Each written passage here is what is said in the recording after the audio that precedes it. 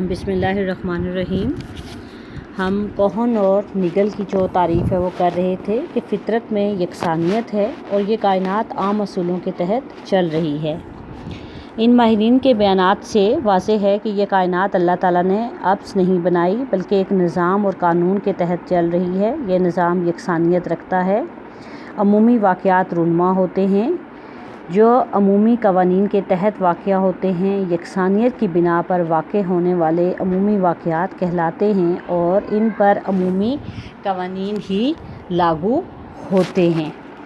ان قوانین کو معلوم کرنے کے لیے سائنس نے جو طریقہ کار وضع کیا ہے اسے ہم سائنسی طریقہ کار کہتے ہیں کہ اللہ تعالیٰ نے یہ کائنات جو ہے وہ ایک خاص جو ہے وہ نظام کے لیے جو ہے وہ بنائی ہے اور ایک مسلسل اور مکمل نظام ہے، اس میں کوئی تبدیلی نہیں ہے، کوئی کمی نہیں ہے، کوئی جو ہے وہ خامی ہم نہیں نکال سکتے۔ ایک یکسانیت ہے، ایک باقاعدگی ہے اور یہ عمومی واقعات رونما ہوتے رہتے ہیں۔ ان پر ہم عمومی قوانین جو ہیں وہ لاگو کرتے ہیں اور اس طریقے سے جو ہے اس کی جو طریقہ کار ہے جو ان قوانین کو معلوم کرنے کے لیے استعمال کیا جاتا ہے اس کو ہم سائنسی طریقہ کار کہتے ہیں۔ یہ وہ واحد طریقہ ہے جو حقائق معلوم کرنے میں مدد دیتا ہے، ہمارے مفروضوں کو ٹیسٹ کر کے ان کی تصدیق کرتا ہے یا تردید کرتا ہے۔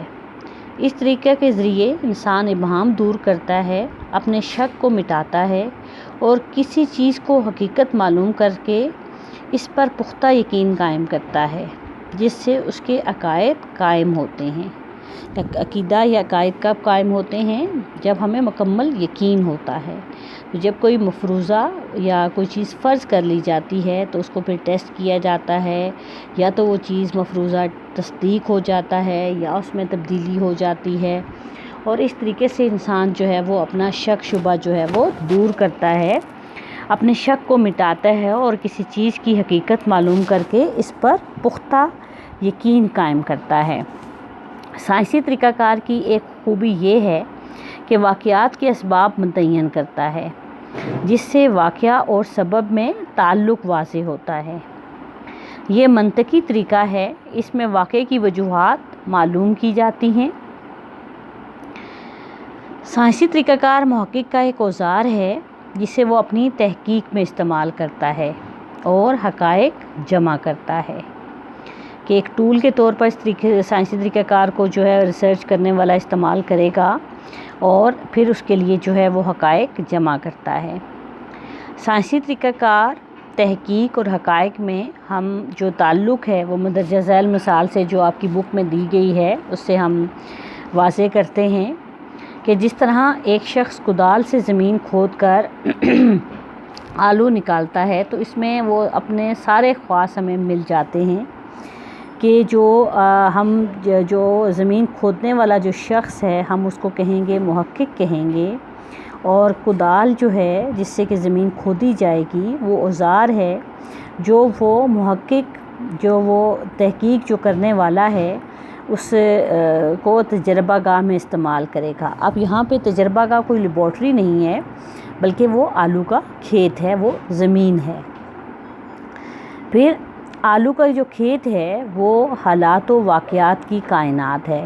حالات و واقعات کیا کہ وہاں پر آلو بوئے گئے تھے اور اب آلو پک کر تیار ہو چکے ہوں گے اور پھر ان کو جو ہے وہ محقق جو ہے وہ اپنے ٹول کے ذریعے یعنی کدال کے ذریعے کھود کر نکالے گا۔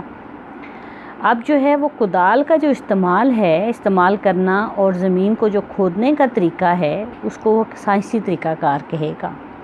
سائنسی طریقہ کار کیوں کہے گا؟ کیونکہ اگر وہ ایک خاص طریقے سے یا ایک خاص میتھڈ سے اگر وہ اپنا کام نہیں کرے گا تو اس کا مطلب ہے کہ ہو سکتا ہے کہ وہ سارے کے سارے آلو جو ہے وہ ضائع کر دے، زخمی کر دے۔ جب وہ چیز پہ وہ کدال لگ جائے گی تو اس کے بعد تو وہ فوراً جو ہے وہ گل سڑ کے ضائع ہو جائیں گے، خراب ہو جائیں گے۔ آلو کا حصول کیا ہے؟ حقائق کا حصول ہے، یعنی کہ جو حقیقت تھی، جو ایک ٹائم پر جو آلو کو بونے کا ایک ٹائم تھا اور زمین کو جس طریقے سے تیار کیا جانا تھا، پھر اس کے بعد جتنا عرصہ جو ہے وہ انتظار کرنے کا جو ٹائم تھا، اور پھر یہ کہ اب آلو پک کر تیار ہو چکے ہوں گے، اور جو کھودنے والا محقق ہے اس کو یہ پتہ تھا، اس کو یہ یقین تھا کہ اب جو ہے وہ میں اس کو کھود کر نکالوں گا تو یہ آلو میرے تیار ہوں گے۔ اب جو مندرجہ بالا تمام عوامل ہیں جن کا ہم نے ذکر کیا ہے، وہ تحقیق کا بالا عمل ہے، یعنی کہ وہ تحقیق کا وہ طریقہ کار تھا جس پر اس نے عمل کرنا تھا۔ کوئی علم سائنسی نہیں کہلا سکتا جب تک اپنی تحقیقات میں سائنسی طریقہ استعمال نہ کرے۔ قدرتی سائنس ہوں یا معاشرتی سائنس، سب سائنسی طریقہ کار استعمال کرتی ہیں۔ قدرتی سائنس میں فزکس، کیمسٹری، ریاضی، زولوجی، باٹنی شامل ہے۔ یہ علوم سوائے فلکیات کے اپنی تحقیقات تجربہ گاہ میں کرتے ہیں۔ جملہ علوم تجربات کے دوران سائنسی طریقہ کار استعمال کرتے ہیں۔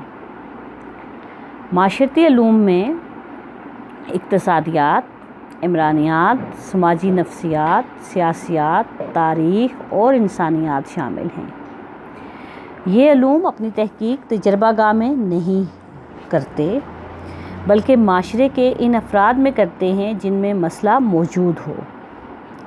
البتہ اپنی تحقیقات میں وہی سائنسی طریقہ کار استعمال کرتے ہیں جو قدرتی علوم استعمال کرتے ہیں۔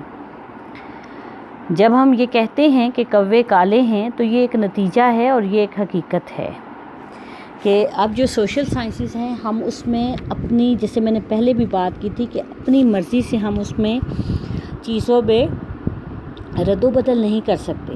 جیسے سپوز اگر کہیں جنگ ہو رہی ہے تو جنگ کے لیے ہم یہ نہیں کریں گے کہ اتنا اسلحہ دیں، اتنے لوگ ماریں گے، اتنے لوگوں کو لڑوائیں گے، اتنا اس طرح سے نقصان کریں گے، ہم ایسا نہیں کر سکتے۔ بلکہ جو کچھ ہو رہا ہے اس کے ہم کازز، اس کے ہم ریزلٹس، ان چیزوں پر تو بات کر سکتے ہیں، اس کے بارے میں ہم اندازہ لگا سکتے ہیں، اپنا تجزیہ دے سکتے ہیں، اس پر تحقیق کر سکتے ہیں کہ جنگ کی وجوہات کیا تھیں، کیا ریزنز تھیں، اس کے نقصانات کا اندازہ لگا سکتے ہیں۔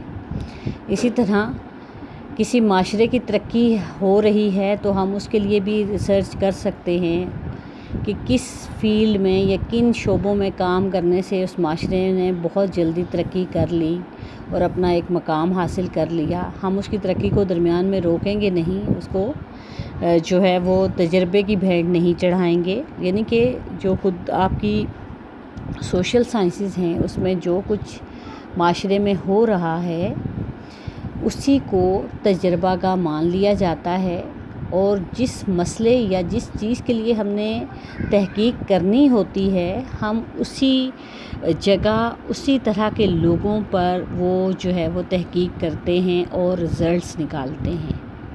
اگلے ہمارے جو چیپٹرز آئیں گے اس میں ہم نمونہ بندی کریں گے، ریسرچ کا جو مختلف انداز ہیں اس کو بھی دیکھیں گے، تو یہ چیزیں آہستہ آہستہ آپ کو کلیئر ہوتی چلی جائیں گی۔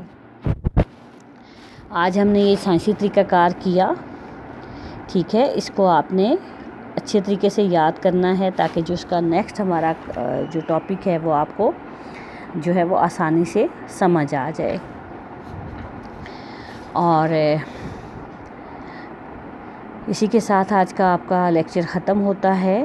مجھے اجازت دیجیے، اپنی دعاؤں میں یاد رکھیے گا، اور اپنے پیپرز کی تیاری پلیز آپ لوگ اچھے طریقے سے کریں تاکہ آپ اچھے نمبروں سے جو ہے وہ اپنے سبجیکٹ کو کلیئر کر سکیں۔ اسی کے ساتھ اللہ حافظ۔